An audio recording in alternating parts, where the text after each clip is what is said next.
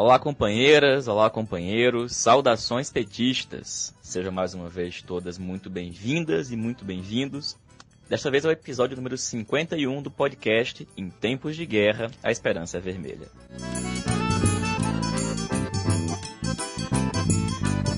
No programa de hoje, a gente escuta a companheira Natália Sena, da Executiva Nacional do PT, que comenta a reunião de ontem da Executiva Nacional do Partido. Escutamos o companheiro Walter Pomar, que comenta os pronunciamentos desastrosos de Jair Bolsonaro e as movimentações que o presidente tem feito ao longo da última semana. Escutamos também o companheiro Ari Vanazzi, prefeito de São Leopoldo, no Rio Grande do Sul, que nos fala sobre a situação dos municípios e o caso de São Leopoldo, que tem enfrentado a pandemia do coronavírus. E ouvimos ainda a companheira Natália Bonavides, deputada federal pelo PT do Rio Grande do Norte, que fala para a gente sobre a primeira sessão virtual da Câmara dos Deputados que aconteceu essa semana.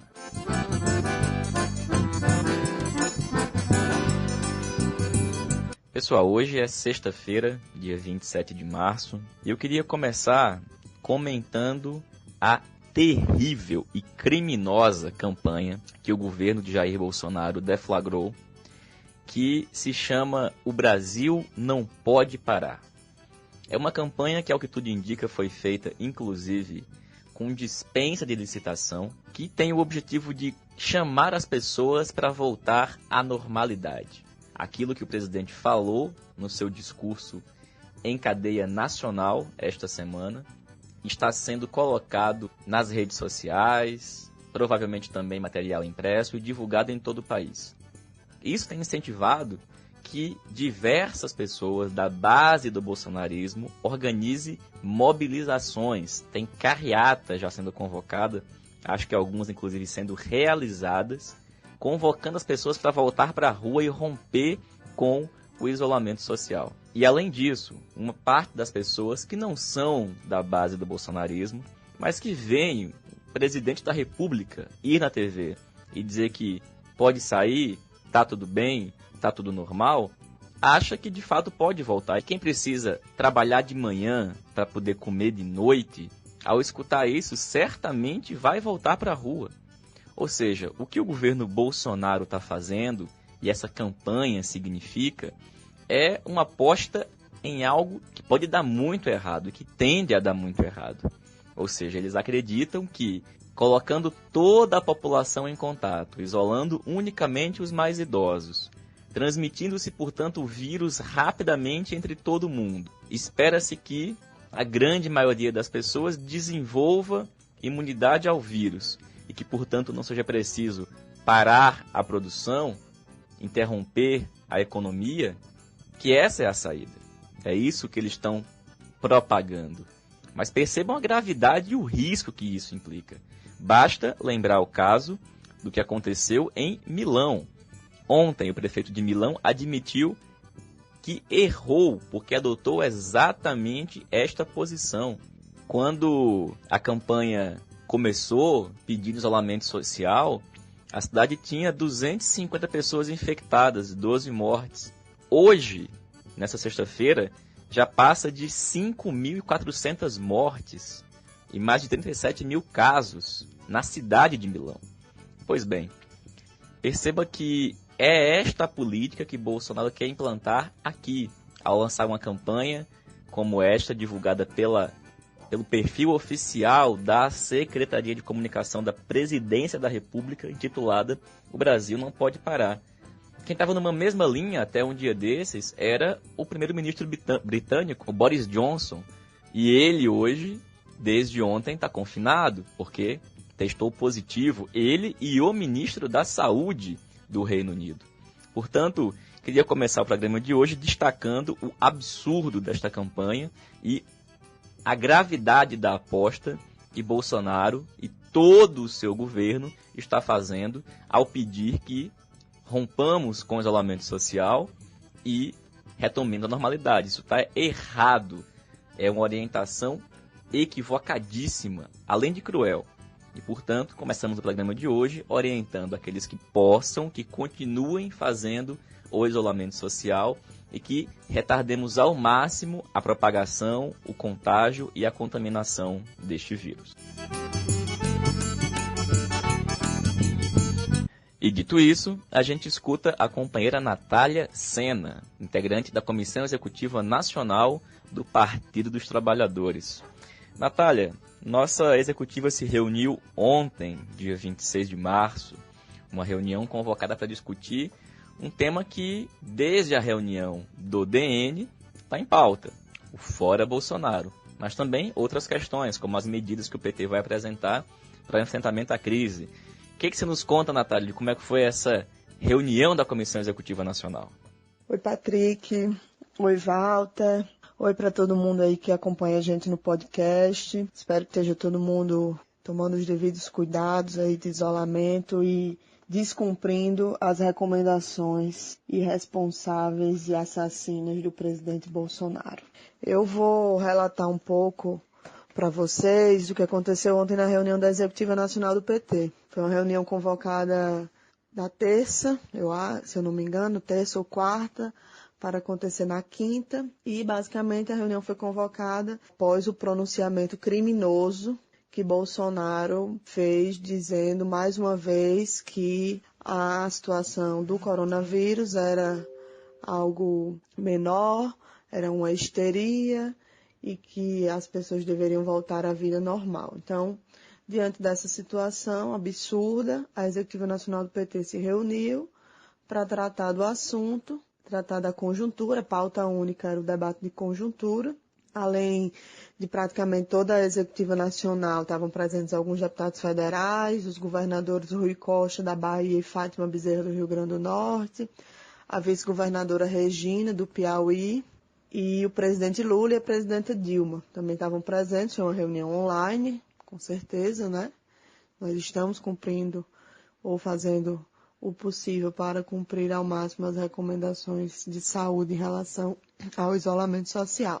Então, assim, a pauta conjuntura, o que se esperava, pelo menos nossa parte, nós esperávamos e muitos outros também, era que, diante do aprofundamento da situação política no sentido ruim, no sentido ficando cada vez mais evidente que o governo não está tomando as medidas adequadas para o enfrentamento da pandemia do coronavírus, seja do ponto de vista da saúde, seja do ponto de vista social, econômico, da garantia do emprego e da renda.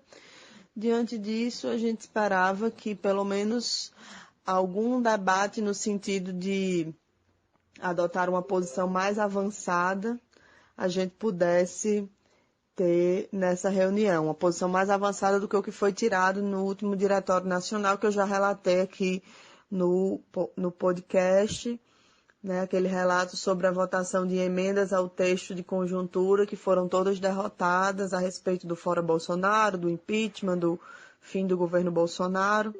Enfim, então a gente esperava que pudesse avançar para uma posição ao menos de chamar a palavra de ordem fora Bolsonaro, mas não foi isso que aconteceu. O que a gente viu foi outra coisa, prevaleceu ainda na Executiva Nacional do PT a posição de que a gente não deve falar em fora Bolsonaro. Natália, companheira, tudo bem que de onde menos se espera é de onde não vem nada mesmo, né? Mas falando enquanto, inclusive, membro do Diretório Nacional do Partido, mas como militante e tentando traduzir aqui o que eu suponho que seja o sentimento de milhares ou milhões de petistas Brasil afora, na tua opinião, o que é que falta para o PT pedir o fora Bolsonaro?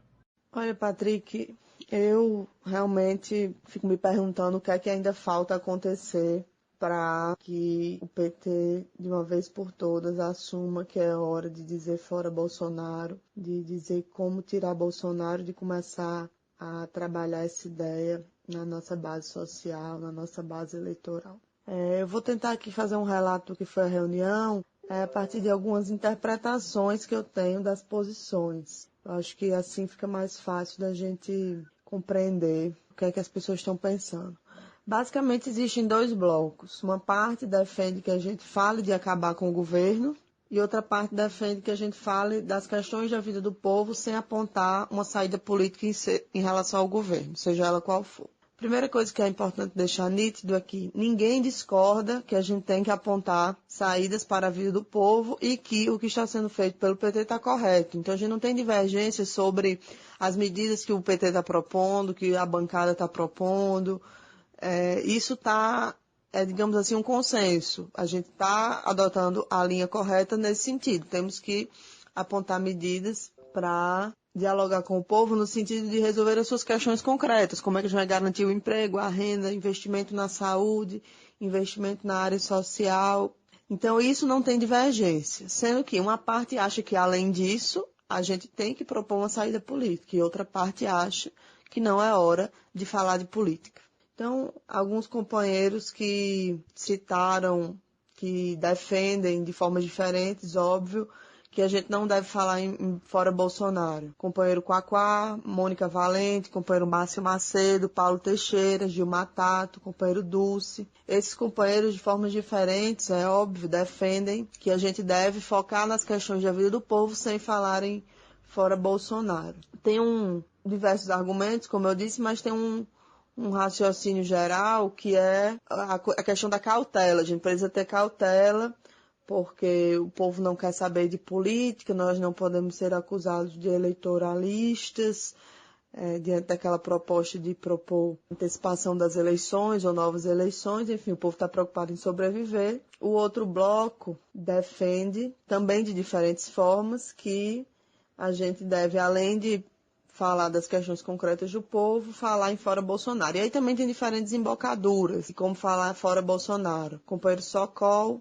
defende que a gente defenda o fim do governo Bolsonaro, mas critica a questão da palavra de ordem, critica o impeachment, critica a saída sobre novas eleições. O companheiro Rui Falcão fez a defesa de um texto importante que a gente apresentou, que desenvolve todo o argumento, toda uma análise da conjuntura e propõe o fora Bolsonaro com antecipação das eleições livres das quais Lula possa participar. Outros companheiros como Joaquim Soriano, Miziara, Maria do Rosário, o deputado Rogério Corrêa também defendem que a gente adote a palavra de ordem fora Bolsonaro. Então esse é mais ou menos o desenho da reunião, eu dividi em blocos para facilitar o entendimento. Citei alguns, não citei todos, alguns companheiros que são referência em cada um desses blocos, e eu tenho uma visão de que até existe uma maioria que já está convencida de que com Bolsonaro não dá mais, né? A diferença que existe é que tem uma parte que está com o freio de mão puxado, acha isso, mas acha que não é hora de dizer, e outra parte acha que a gente já passou da hora de começar a dizer, né?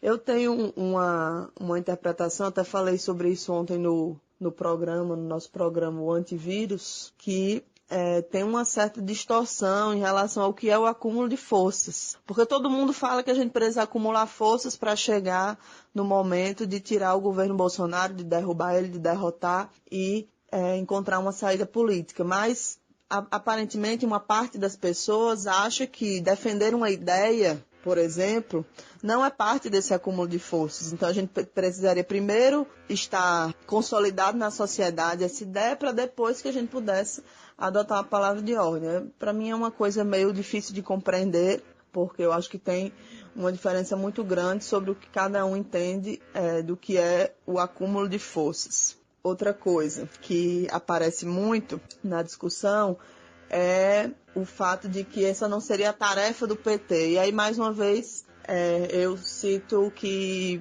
acho que tem um freio de mão puxado também, e isso tem a ver com o que eu chamo de chip de governo. Então, eu acho que a gente tem uma dificuldade, uma parte de nós tem uma dificuldade muito grande de apresentar propostas que contribuam para conscientização e para acumular forças sem que elas sejam materializadas no dia de amanhã, digamos assim. A gente não consegue, por exemplo, hoje ter condições para materializar uma proposta de antecipação das eleições, é óbvio, né? Mas eu acho que isso não deveria impedir a gente de dizer que a saída é a antecipação das eleições. E a partir daí tentar ir construindo o ambiente para que isso seja possível. Então uma parte de nós atua com outro chip, né? Que é o chip de que nós devemos ser responsáveis, cautelosos, É como se o partido fosse uma instituição da ordem e que a gente só pudesse dar um passo quando todas as consequências dele, todas as formas de materializá-lo estivessem milimetricamente pensadas e definidas. Então, esse é o resumo do que aconteceu na reunião. O principal debate é esse, né? De um lado tem gente que acha, e nós estamos incluídos nesse grupo, que a gente precisa dar o passo adiante em relação à conclusão de que com Bolsonaro não dá mais e dizer que Bolsonaro tem que sair e nos arriscarmos de propor as medidas que a gente acha que devem ser propostas para que Bolsonaro seja retirado. E outra parte acha que ainda não é o momento. Muito bem, entendi. Agora, Natália, por fim, nesse debate, para orientar, inclusive, nossa companheira, nossa militância, qual é a nossa posição dentro, né? Você já mencionou, mas o que a gente tem defendido diante desse cenário? Olha, a nossa posição, Walter deve falar sobre isso, mas a nossa posição basicamente é a seguinte: existem duas coisas centrais que devem estar na posição do PT no mesmo patamar. A primeira são as propostas concretas que devem mostrar que a gente sabe como lidar com o problema do coronavírus, da crise social, da crise econômica, da questão da saúde. O que fazer, de onde tirar o dinheiro. E isso a gente considera que a gente está fazendo bem. O PT tem propostas, a bancada tem propostas, os nossos governadores estão agindo energicamente nesse sentido. Então a gente está, pelo exemplo ou pelo discurso, pela denúncia, a gente está fazendo a coisa certa. E a outra coisa é o que eu estou dizendo sobre a saída política. A gente acha que essa não é uma questão menor, que a gente não pode ter medo, não pode ter o melindre de enfrentar nesse momento, já a questão da saída política. A gente acha que todo mundo está fazendo disputa política, Dória está fazendo disputa política, o próprio Bolsonaro está fazendo disputa política. A briga entre eles na reunião dos governadores do Sudeste é emblemática disso, é disputa política aberta e franca. Então, a democracia está em risco, né? O próprio Bolsonaro já disse isso com todas as letras na sua entrevista coletiva lá em frente ao Palácio da Alvorada. Então, se a democracia está em risco, a gente não pode se limitar a pressionar o governo, a dizer para esse governo assassino o que ele tem que fazer. Ele não está deixando de tomar as medidas adequadas por incompetência, é uma opção política, né? Então, diante de uma coisa dessa, a gente não pode agir como avestruz e ficar se lamentando de que ele não está fazendo o que a gente faria, né? Aprovar bons projetos no parlamento é importante, né? Teve uma vitória importante no dia de ontem em relação à questão da renda básica emergencial, mas não é suficiente, não vai ser suficiente. As ações dos nossos governadores nos 4 estados que a gente governa também são importantes, mas também não são suficientes. E cobrar do governo, desse governo também, muito menos, vai ser suficiente para o que a gente precisa fazer no Brasil, né? Então, enquanto partido, acho que a gente tem a obrigação de apontar uma saída política. Essa saída política, na nossa opinião, passa por defender o fora Bolsonaro, passa por criar as condições de conexão com a maioria do povo para que essa palavra de ordem seja massificada, seja compreendido como uma necessidade de proteção da vida, né? Como eu tenho dito, diante de um governo assassino, defender a vida tem que passar por derrubar esse governo que é assassino. Então, isso é o que a gente tem defendido, reconhecendo todas as dificuldades de uma proposta como essa, de imediato, de uma proposta que antecipe as eleições, né? É o Fora Bolsonaro com a antecipação das eleições, mas a gente acha que tem que começar em algum momento e, infelizmente, até agora, a Executiva Nacional do PT não avançou para uma posição desse tipo. A gente fez um pedido ontem que fosse convocado o Diretório Nacional. A gente acha que tem que reunir a instância máxima do partido o quanto antes. Não temos ainda resposta sobre quando vai acontecer a reunião, se vai acontecer, mas manteremos os nossos ouvintes informados aqui no podcast acerca das próximas movimentações da direção nacional do Partido dos Trabalhadores. É isso, um abraço. Natália, companheira, obrigado, valeu. Agora, companheiro Walter Pomar. Companheiro, essa semana nós tivemos aí 2 pronunciamentos do Bolsonaro. Primeiro, uma declaração em rede nacional, onde ele falou barbaridades, como, por exemplo, que a gente tinha que voltar à normalidade, que o país não podia parar por conta de uma gripezinha, que pessoas como ele, com um suposto histórico de atleta, não tinham com que se preocupar, falou em confinamento vertical, enfim. E no dia seguinte, declaração saindo do Palácio da Alvorada, reforçou tudo isso e foi muito além. Enfim, Walter, o que você acha desses movimentos do Bolsonaro nessa semana, dessas declarações, o que tudo isso tem significado? Olá, Patrick. Olá, ouvintes do podcast, comandado pelo Patrick Araújo. Olha, Patrick, o discurso feito pelo Jair Bolsonaro em cadeia nacional, a entrevista que ele concedeu no dia seguinte, quando saía do Palácio Alvorada, o bate-boca dele com o governador Dória e as demais aparições, tweets, textos, notas e vômitos cometidos pelo presidente da República nos últimos dias, correspondem a um plano político que é preciso deixar muito claro para que a gente não subestime e para que a gente possa combatê-lo com mais eficácia. Esse plano inclui uma interpretação dos acontecimentos. Para usar a palavra da moda, que eu não aprecio muito, uma narrativa. E qual é a, entre aspas, narrativa proposta pelo presidente Jair Bolsonaro? Essa narrativa principia dizendo que a pandemia de coronavírus não é tudo isso que estão dizendo por aí. Para a maioria das pessoas, o coronavírus só vai provocar uma gripezinha. São os idosos e aqueles que têm várias doenças que correm maior risco. Ora, se a pandemia do coronavírus não é tudo isso que está aí, não precisa de uma quarentena, não precisa de um isolamento social horizontal. Basta um isolamento vertical. Basta isolar os velhinhos e aqueles que têm várias doenças. Se a gente fizer uma quarentena generalizada, um isolamento social generalizado, o país vai entrar em crise econômica. Ou seja, a crise não é produto da política do Guedes / Bolsonaro. A crise será um produto de uma quarentena desnecessária que alguém quer impor ao país para provocar uma crise econômica.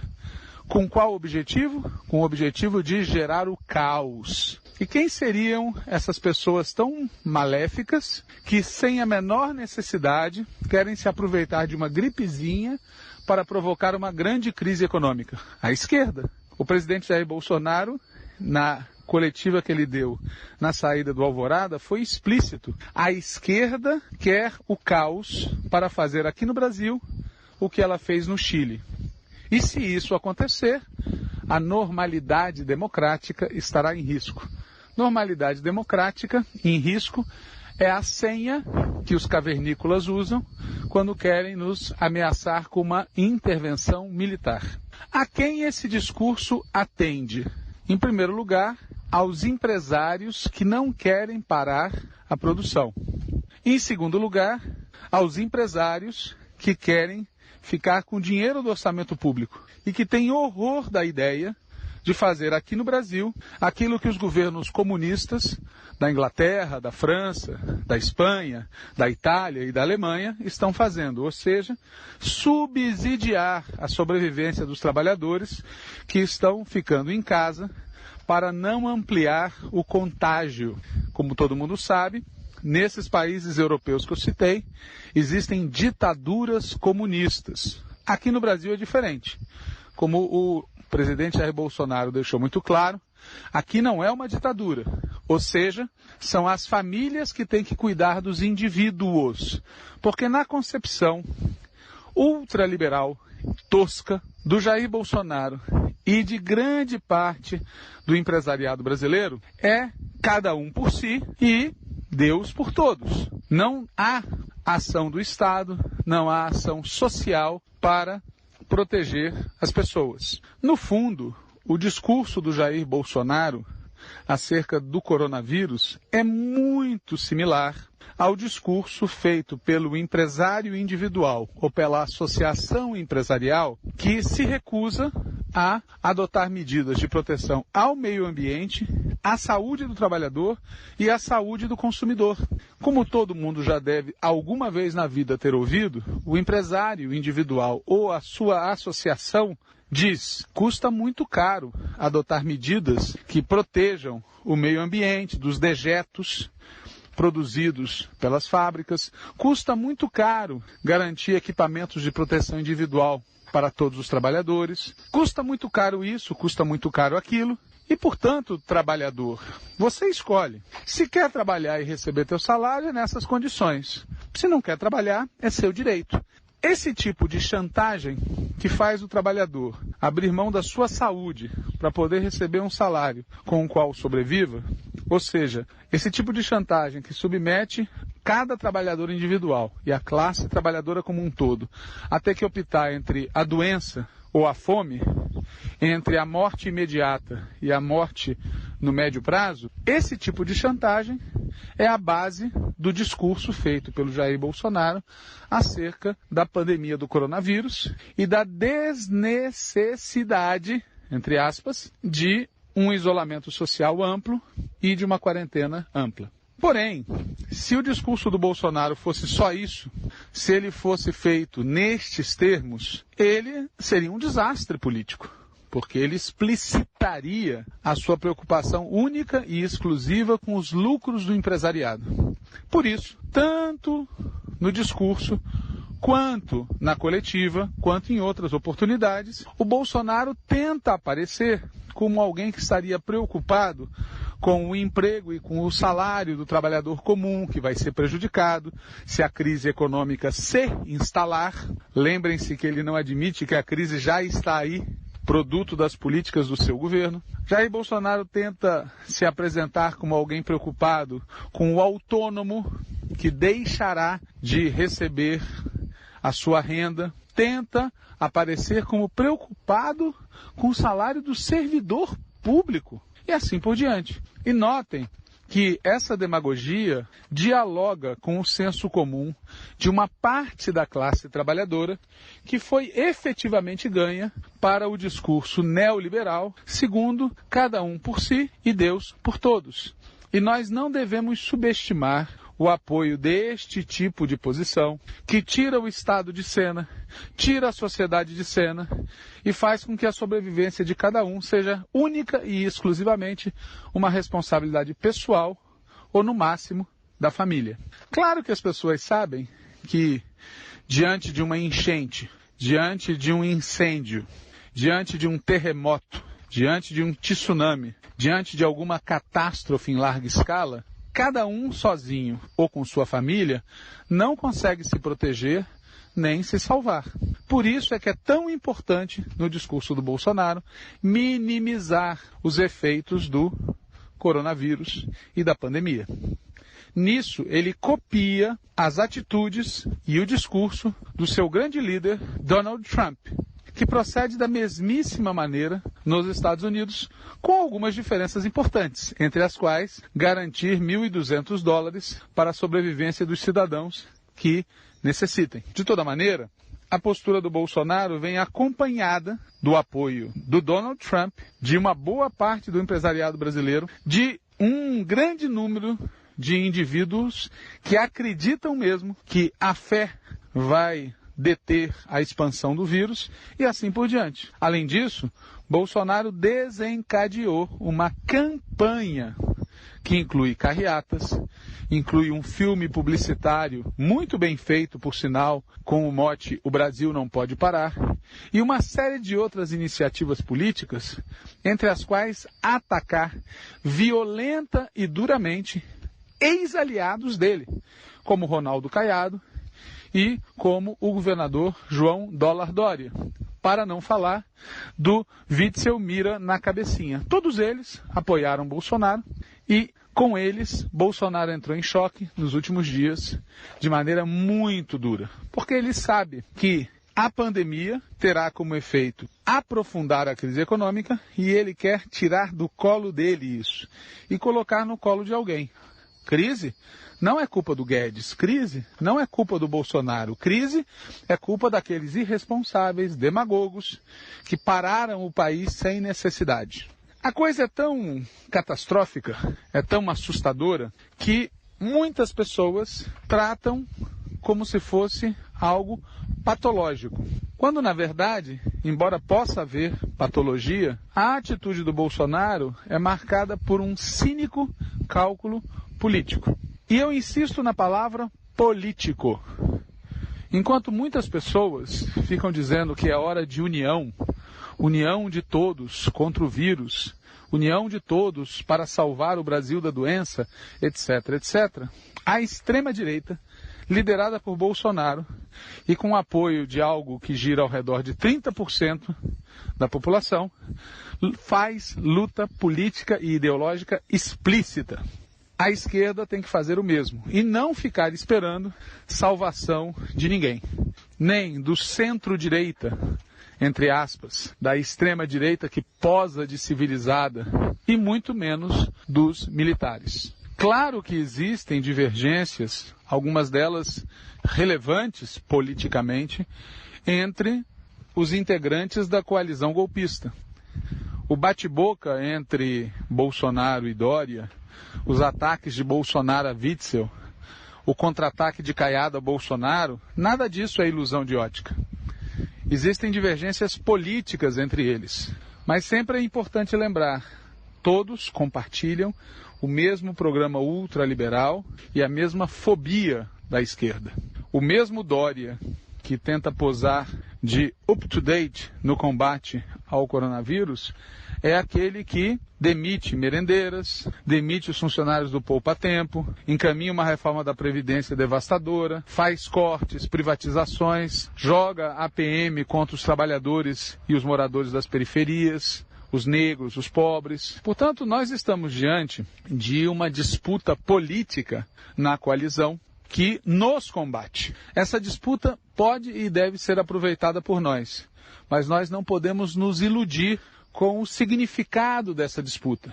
Vença um lado ou vença outro lado, a democracia continuará em risco, os direitos sociais continuarão em risco e a soberania nacional continuará em risco. Claro que há também divergências entre os militares e o presidente Jair Bolsonaro.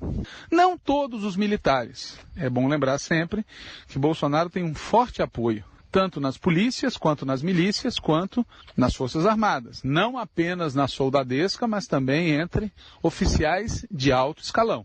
Entretanto, também é verdade que há setores das Forças Armadas e das polícias que olham com desconfiança para essa tática de polarização permanente. A cúpula das Forças Armadas, assim como a cúpula do empresariado, prefere uma espécie de paz social, em que a classe trabalhadora seja explorada, em que os pobres sejam oprimidos, mas sem muita grita, sem muita provocação, sem muita bulha. E a dinâmica do Bolsonaro é o oposto disso. É a dinâmica da polarização, da grita e da bulha permanente. Neste sentido, há uma divergência entre eles. Mas essa divergência não será capaz de produzir uma alternativa democrática para o país. Isso fica muito claro quando nós vemos o presidente Mourão demarcar com os exageros retóricos do Bolsonaro e lembramos logo em seguida que é o mesmo Mourão que fez aquela fala violenta na loja maçônica, que deu entrevistas à televisão falando em golpe dentro do golpe. Também fica claro quando nós vemos o comandante do Exército, general Pujol, falando em braço forte e mão amiga. Portanto, não vamos nos iludir sobre o significado e as consequências dessa suposta ou real oposição a Bolsonaro dentro das Forças Armadas. E tampouco vamos superestimar a força dessa gente. Ontem houve uma alteração nos comandos militares. Há quem diga que essa alteração não tem nada de estranho, foi meramente burocrática e tudo o que ocorreu foi dentro do esquadro. Mas há também quem diga que essa alteração demonstra que também Bolsonaro move as suas peças. Seja como for, não é por aí. Não é se aproveitando, pegando carona no conflito entre os militares e o Bolsonaro, que nós vamos recuperar as liberdades democráticas no Brasil. O conflito entre Bolsonaro e os governadores, entre Bolsonaro e uma parte dos militares, entre Bolsonaro e a Rede Globo de televisão, entre Bolsonaro e uma parte da sua coalizão golpista, são sinais de que nós vivemos um momento de imensa crise econômica, social, política e cultural. E uma das características de momentos de crise é a velocidade com que a correlação de forças se altera. Nós tivemos uma pequena amostra disso nos últimos dias, com o crescimento do movimento Fora Bolsonaro e, em seguida, com uma reação do presidente e dos seus apoiadores. A correlação de forças se altera e se alterará cada vez mais rapidamente nos próximos dias, nas próximas semanas. Por tudo isso, estão profundamente equivocados aqueles que defendem que as nossas propostas, as propostas da esquerda, as propostas do PT, devem estar limitadas à atual correlação de forças, aquilo que é possível fazer na atual correlação de forças. Claro que em qualquer circunstância, não só agora, nós sempre temos que ter em mente qual é a correlação de forças e o sentimento médio do povo. Porém, sempre, especialmente nos momentos de crise, nós não podemos nos limitar a isso, porque senão a situação nunca vai mudar, senão nunca vai se alterar a correlação de forças. A correlação de forças se altera por ação das forças políticas e sociais, se altera quando algumas forças políticas e sociais, não satisfeitas com a atual correlação de forças, movimentam essa correlação num sentido ou no outro. E se nós não fizermos nada, outros farão. Aliás, já estão fazendo, cada um à busca do seu interesse. E o que a esquerda deve colocar sobre a mesa? Uma alternativa à crise política que o país vive. A melhor alternativa é aquela que devolva ao povo o direito de decidir quem governa o país, criando as condições para que nós tenhamos um governo democrático, popular, comprometido com a soberania nacional. Essa alternativa passa pela antecipação das eleições presidenciais, fora Bolsonaro, e antecipação das eleições presidenciais. Evidente que a simples defesa dessas palavras de ordem não cria a correlação de forças necessária para que elas se materializem, mas defender essas palavras de ordem é importante para abrir um processo de acúmulo de forças que altere a correlação geral. E isso pode acontecer com rapidez, porque nós estamos numa situação de crise. E se nós não colocarmos sobre a mesa uma alternativa democrática, nós vamos ficar na janela vendo, não é a banda passar, é outra coisa passar. Nesse sentido, é muito importante mobilizar a base do partido para que a base do partido exija que o Diretório Nacional do PT se reúna e altere a linha política do partido. A linha política do partido não está à altura da situação de crise brutal que nós vivemos e que só vai se aprofundar. Valeu, Walter. Obrigado, companheiro. Agora, companheiro Ari Vanazzi. O Vanazzi é prefeito de São Leopoldo, no Rio Grande do Sul. O maior município governado pelo PT em todo o país. Vanazzi, como é que vocês estão enfrentando a situação do coronavírus, a crise da pandemia, aí em São Leopoldo? Olha, as prefeituras municipais do nosso país têm enfrentado o tema do coronavírus com muitas dificuldades, devido à falta de uma orientação federal, de um governo federal, que não tem tido a preocupação efetiva de acreditar na ciência, de acreditar nas pesquisas, de que essa pandemia, de fato, ela é muito grave, muito séria. Aqui em São Leopoldo, nós temos tratado isso com muita seriedade, com muita responsabilidade. Não estamos discutindo a situação econômica, a questão econômica, porque isso é um segundo plano. O que nós precisamos fazer agora é justamente tratar de cuidar da vida da população e cuidar da vida dos mais pobres, dos mais humildes, daqueles que mais precisam do Estado.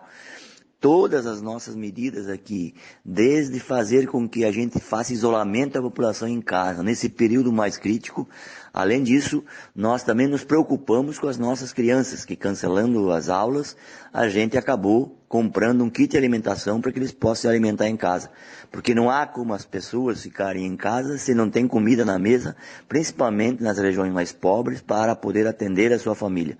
Construímos uma grande articulação com as entidades de serviços sociais da nossa cidade, aonde essas entidades que hoje prestam um serviço para a nossa comunidade, do ponto de vista de fazer atendimento social, tendo creches comunitárias, tendo trabalho de cuidar de moradores de ruas, aonde nós também fizemos alguns tipos de repasse de recursos, de parcerias, para que elas pudessem envolver intensamente nessa política de proteção da vida, de cuidar das pessoas, e com isso facilitar um pouco essa cruzada que nós precisamos ter nos próximos 60 dias. Construímos uma série de legislações municipais, decretos, aonde os decretos regulamentam o funcionamento do comércio, regulamentam o funcionamento das indústrias, sempre na preocupação de reduzir o movimento nas ruas, de reduzir a presença das pessoas nas cidades, fazendo com que elas fiquem em casa. Tanto é que nessa cidade de São Leopoldo, na nossa cidade, nós nos últimos dias reduzimos em 90% a circulação de pessoas. Quando se reduz a circulação de pessoas, nós também reduzimos imensamente a possibilidade de maior número de contaminações. Porque hoje o grande problema não é apenas o tratamento das pessoas. Nós temos o problema que é a estrutura do SUS, que ela não está preparada para uma pandemia dessa envergadura, desse tamanho, no país da América Latina. Como nós temos e vimos cotidianamente países da Europa, como Itália, França, Espanha, tendo muitas dificuldades, os próprios Estados Unidos, que todo mundo fala que é um padrão de saúde, que todo mundo gostaria de ser os Estados Unidos, né? Hoje nós estamos vendo que os pobres dos Estados Unidos estão morrendo muita gente, né? Então nós aqui estamos preocupados com isso, tirando de circulação, evitando um maior número de contaminados, para que o nosso sistema de saúde possa atender e possa também, de fato, ser capaz de atender a demanda, né? E isso, no fim das contas, nós temos uma opinião política sobre esse tema. Nós acreditamos na ciência, acreditamos nas pesquisas e, de fato, essa é uma pandemia. Agora, Vanazzi, a gente tem percebido que existe uma absoluta falta de coordenação por parte do governo federal. Algumas das principais ações e medidas estão sendo tomadas por governadores e por prefeitos. Como é que tu avalia essa situação? De fato, num caso deste, nossa situação histórica que estamos vivendo, desta pandemia do coronavírus, nós não temos governo federal. É um dos momentos mais tristes da nossa história, onde um presidente da República, além de não ter uma atitude de presidente, de governante de uma nação deste porte, numa crise profunda que se avizinha e que se arrasta no nosso país, tanto do ponto de vista econômico quanto do ponto de vista social, agora agravada pela questão do coronavírus, nós não temos presidente. Isso é um dos grandes preocupações dos prefeitos municipais, das prefeituras municipais. Porque um navio como um país, como o Brasil, não tendo comandante, nós todos fizemos as ações justamente calcadas naquilo que tem a ver com as nossas fronteiras dos nossos municípios. Mas isso é insuficiente, porque hoje as cidades como São Leopoldo, Grande Porto Alegre, ou as metrópoles desse país, são cidades conurbadas. Esse é o primeiro elemento. Não tem coordenação, não tem plano de ataque a esse problema, não tem orientação. E o mais grave, é um governo irresponsável, incapaz, que incentiva a população a descumprir as ordens que os municípios traçam, descumprir as ordens que os governadores traçam, com o cuidado que nós devemos ter. Não sei qual é a razão, talvez isso seja razões econômicas, expressas aí por alguns atores que o apoiam, aonde estão preocupados com o lucro, com a economia, e a vida das pessoas não interessa para esse setor mais gordo economicamente do nosso país, que são os grandes milionários dessa terra. Por isso que esse governo é um governo que tem atrapalhado os municípios, atrapalhado os estados no ponto de vista do combate dessa grande pandemia que nós estamos vivendo. Segundo, um governo que pensa assim, que age assim, ele também não está preocupado em estruturar o sistema de saúde. Hoje, a nossa sorte é que nós temos o SUS, que vem se arrastando, sobrevivendo a todos os ataques desse governo federal. Federal. Mas o SUS, ele é incapaz de atender à demanda que se apresenta nas redes públicas de saúde. E isso eleva ainda mais a gravidade quando nós temos um governo federal que congelou por 20 anos o orçamento da União do ponto de vista das estruturas de atendimento à nossa população mais pobre, do ponto de vista da saúde, da educação e da ciência social. Um governo que não tem apresentado nenhum tipo de investimento, de incremento de investimentos nas áreas que hoje precisam ser atacados. Nós temos a certeza e a triste realidade de que no momento que precisarmos de respiradores, se precisarmos de uma estrutura técnica para poder fazer com que a população seja atendida, nós não a teremos, e um governo não tem nenhuma preocupação com isso. Segundo, o governo, além de congelar o orçamento, também acabou com o programa Mais Médico, que era uma das formas extraordinárias nesse momento de atacar a pandemia, de buscar solução a partir da prevenção, que é aquilo que a gente deve fazer e que os municípios, nosso município de São Leopoldo tem feito, cuidar da saúde da população e não cuidar apenas da doença. E esta política foi desmontada pelo governo federal, deixando a maioria da população à mercê da própria sorte e da própria realidade. Portanto, é um governo irresponsável, um governo que não tem nenhum compromisso com os municípios, com os estados e muito menos com a população, e só faz atrapalhadas e só prejudica o trabalho de quem quer de fato tratar com seriedade essas questões da pandemia. Mas nós vamos passar por isso. Acho que há um grande aprendizado da própria população e que nós precisamos tratar isso com muita responsabilidade. Era um país que devia ter fechado as fronteiras, um governo que devia ter fechado os aeroportos no início desse processo que nós vivemos lá ainda em fevereiro, tinha que ter fechado as fronteiras, tinha que ter dialogado, com as experiências existentes, tinha que ter estimulado os pesquisadores e investido em pesquisa na questão de remédios, na questão das vacinas. Talvez hoje nós tivesse bastante avançado pela capacidade técnica que tem as nossas universidades, que tem os nossos pesquisadores já demonstrados aqui no país em outros períodos. Portanto, nós não temos governo, não temos coordenação e temos abandonado a própria sorte buscando resolver a partir das nossas iniciativas municipais e alguns estados do nosso país. Por isso que nós vamos enfrentar isso com muito mais tristeza, com muito mais dificuldade e vamos ver o país sofrendo muito logo após que passar essa fase importante na nossa história. Por fim, Vanazzi, na tua opinião, quais as principais medidas que deveriam ser tomadas neste momento para enfrentar a crise e auxiliar os municípios a concretizar políticas de proteção social?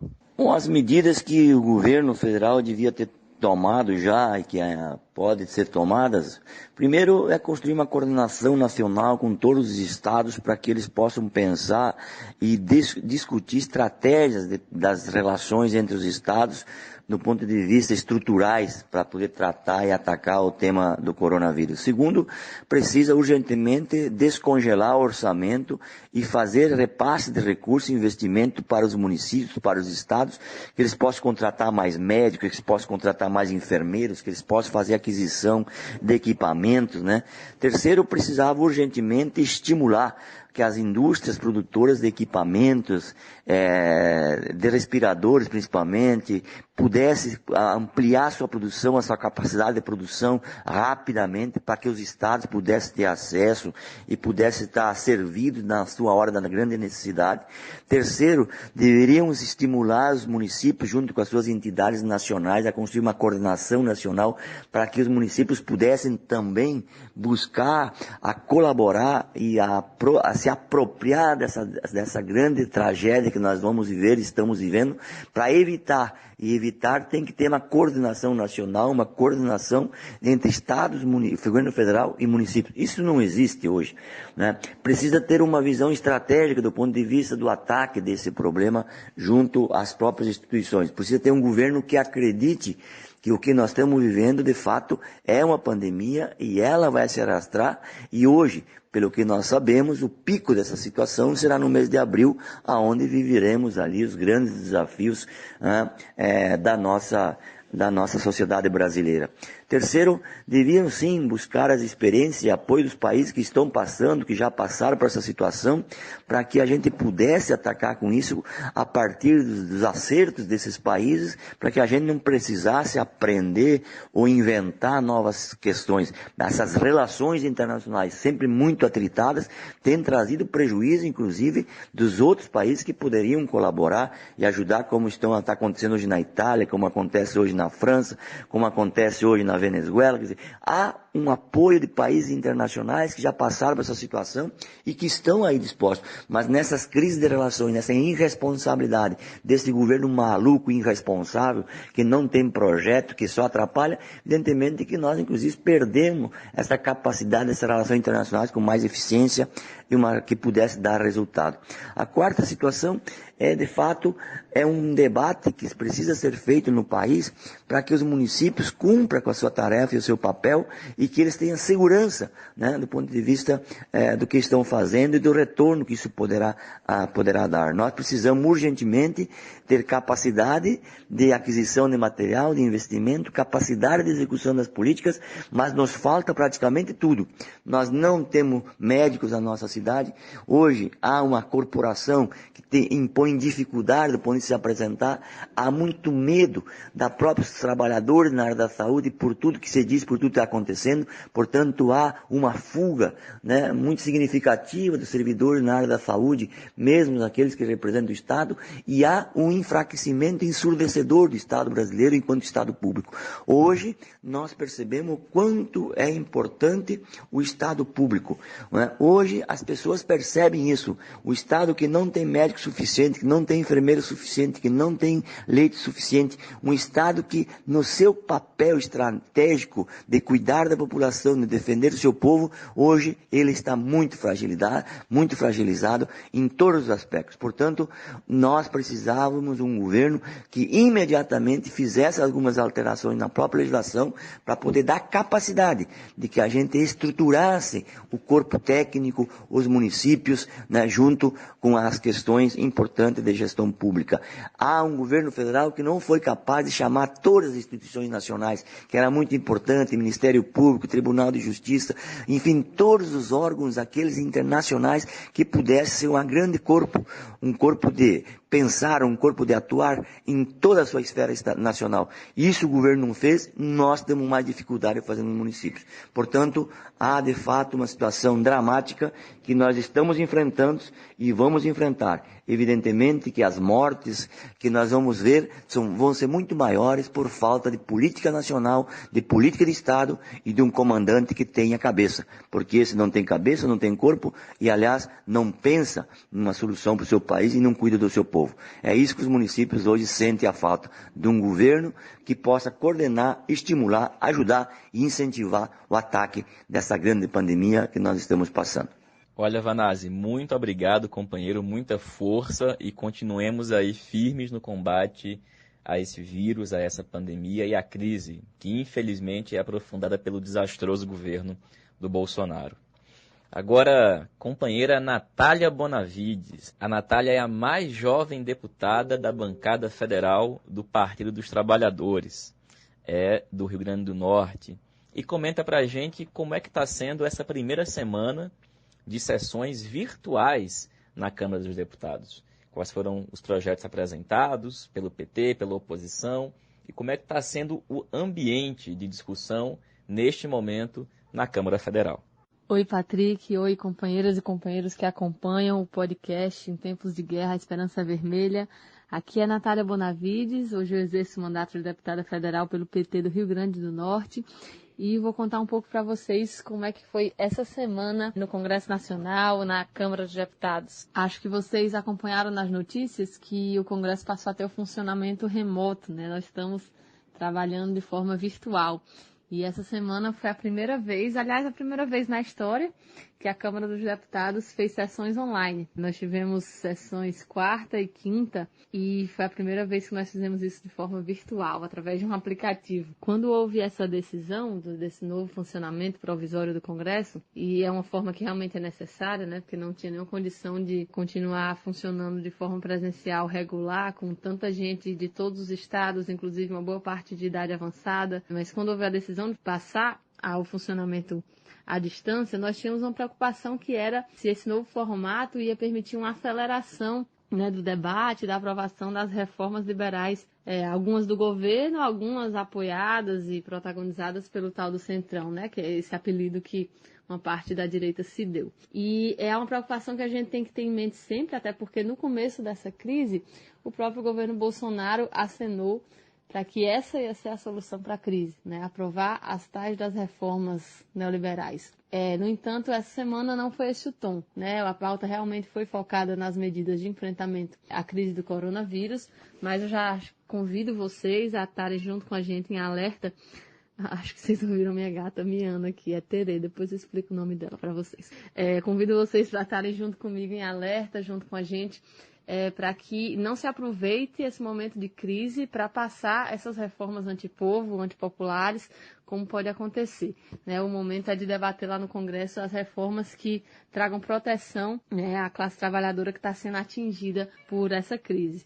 Nós, da bancada do PT e de outros partidos de oposição de esquerda, nós temos buscado fazer um grande esforço para propor medidas que garantam a proteção da classe trabalhadora nesse momento, garantam que a classe trabalhadora passe por esse momento de crise sem deixar de ter suas necessidades mais básicas atendidas, né? Suas necessidades de sobrevivência garantidas. E essa atuação tem sido muito necessária porque, como vocês sabem, nós estamos diante de um governo antipovo, neofascista, neoliberal, que está atuando, na verdade, para aumentar a crise, que está estimulando medidas que vão aumentar o número de mortes que nós vamos ter aqui no Brasil. Né? Tem sido uma postura totalmente canalha e a gente está tentando fazer frente a isso, propondo medidas no outro sentido, né? Medidas que venham a garantir a proteção, a assistência durante esse momento. Eu posso aqui enumerar algumas dessas medidas que têm sido propostas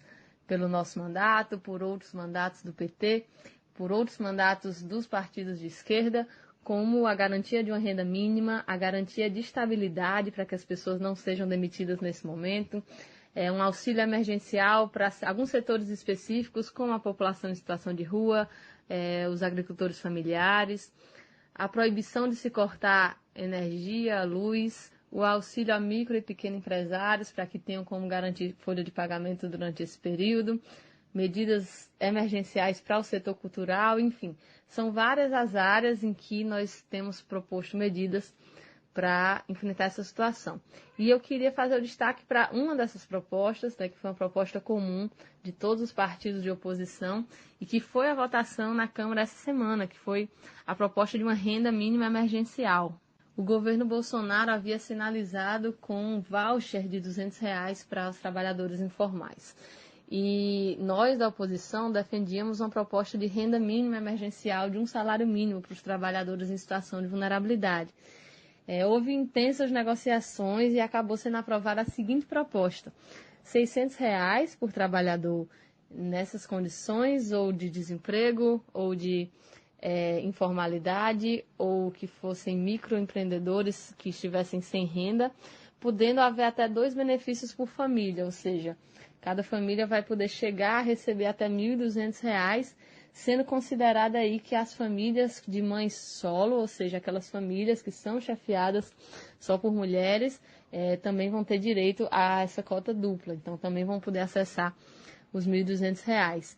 Foi uma conquista muito importante que o governo logo depois quis capitalizar como sua conquista, né, como sua proposta, dizendo que que autorizou o benefício de R$600 por pessoa. E a gente deve lembrar a todo mundo que esteja tendo acesso a esse tipo de informação mentirosa e equivocada, que a proposta de Bolsonaro e Guedes, na verdade, era de R$200, e que foi com a atuação, né, com a mobilização popular, mesmo virtual, mesmo através de panelaços, né, através de manifestações de janelas, que a gente conseguiu que esse valor fosse aumentado. Claro que essa medida ainda é insuficiente diante do tamanho da crise pela qual nós estamos passando e que ainda vamos passar, porque as coisas vão se agravar muito, mas foi um bom começo, né? Foi um começo de uma conquista aí que vai garantir condições mínimas a essa massa de trabalhadores que está vivendo nessa situação de vulnerabilidade que vai poder ser abarcada por essa medida. A medida ainda não está valendo, ainda vai passar no Senado. Depois de passar no Senado, ela precisa da sanção presidencial. Nós esperamos que não haja veto, já que já houve, né, essa medida está sendo passada, inclusive, por unanimidade. Assim foi na Câmara ontem. Bom, esse tem sido o movimento dos partidos de oposição. Nós vamos, durante todo esse período, fazer a defesa de projetos que vão nessa linha de garantir condições de vida para a classe trabalhadora do nosso país, que vai passar por esse momento de crise tão difícil. A gente vai se comunicando nessas próximas semanas e eu vou mandando notícias do que está acontecendo no Congresso. Bom, uma última coisa que eu não sei se o Patrick vai cortar, porque meus áudios já estão grandes, que eu ouvi o miado da minha gata e ficou curioso com o nome dela. O nome dela é Terei, em homenagem à primeira mulher a ir para o espaço, a soviética Valentina Tereshkova. Um beijo grande e até a próxima. Natália, querida, muito obrigado, companheira, força. E pessoal, este foi mais um episódio do podcast Em Tempos de Guerra, a Esperança é Vermelha, uma produção da militância da tendência petista Articulação de Esquerda, com publicação semanal nas segundas e sextas-feiras. Sigamos firmes no combate a este governo neofascista e ultraliberal. Saudações petistas e fora Bolsonaro.